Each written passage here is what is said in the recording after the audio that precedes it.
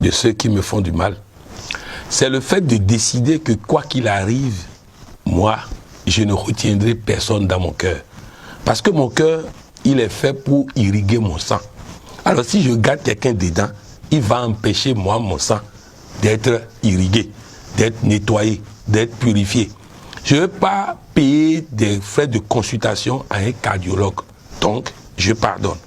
Je pardonne. Le pardon aussi, c'est, pour prendre le cas de Nelson Mandela, il dit lorsqu'il sortait de prison, dans la cour de la prison, quand il allait vers la porte, il y a une voix qui lui a dit, si tu sors d'ici et tu ne pardonnes pas, tu resteras dehors mais en prison. Parce que c'est une prison, le fait de ne pas pardonner.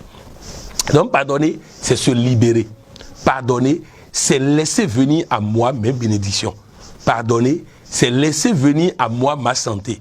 Pardonner, c'est laisser venir à moi l'amour de Dieu, l'énergie de Dieu, la grâce de Dieu. En tout cas, pardonner, c'est le contraire de s'emprisonner, de se rendre malade, de se pourrir la vie, et c'est très dangereux. Pourquoi pardonner? Il faut pardonner parce que si je ne pardonne pas, c'est comme si je prends un couteau, que je me poignarde moi-même, et que je pense que c'est celui qui m'a fait du mal qui va sentir la douleur. C'est ça, le refus de pardonner. Donc bref, si je ne pardonne pas, c'est-à-dire il y a trop de conséquences négatives à ne pas pardonner. Il est même démontré scientifiquement que celui qui ne pardonne pas, son sang même ne circule pas. Donc, je dois pardonner pour moi. Je dois pardonner parce que je m'aime. Je dois pardonner parce que je veux réussir. Je dois pardonner parce que je veux être en bonne santé. Je dois pardonner parce que j'ai des promesses importantes dans ma vie. Et aussi, je dois pardonner parce que celui qui m'a fait du mal a été placé là pour me faire ce mal-là, afin que ce mal qu'il m'a fait puisse m'orienter vers la chose merveilleuse que je ne vois pas tant qu'on ne m'a pas fait ce mal-là.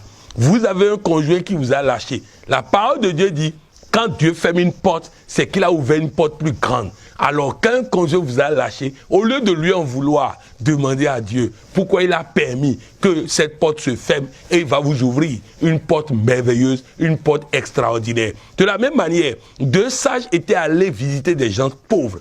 Ils sont allés chez eux.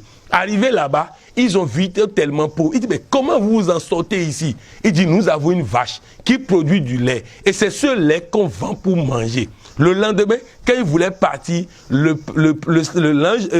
sage, le plus âgé, demande au moins âgé, il demande à son disciple, va prendre leur âne, leur vache qui produit du lait, qu'ils vendent pour manger, et jette-moi ça par la falaise, la vache n'a qu'à mourir.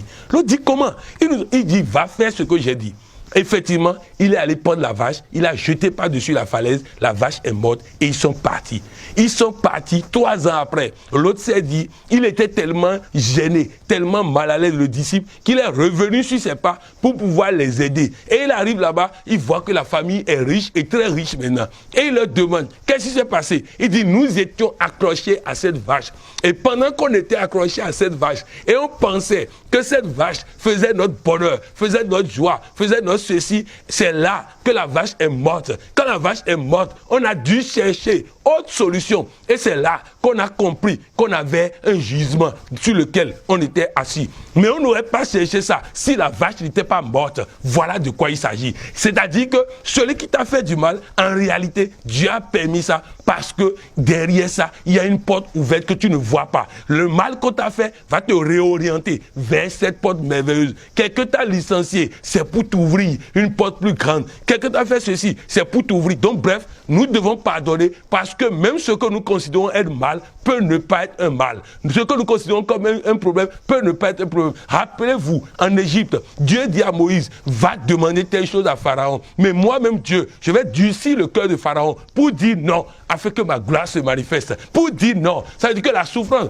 qu'ils sont en train de subir, c'est Dieu qui a voulu ça pour que leur bénédiction soit plus grande. Surtout, retenez ceci. Plus vous souffrez pour semer, plus vous récoltez dans la joie, dit la parole de Dieu.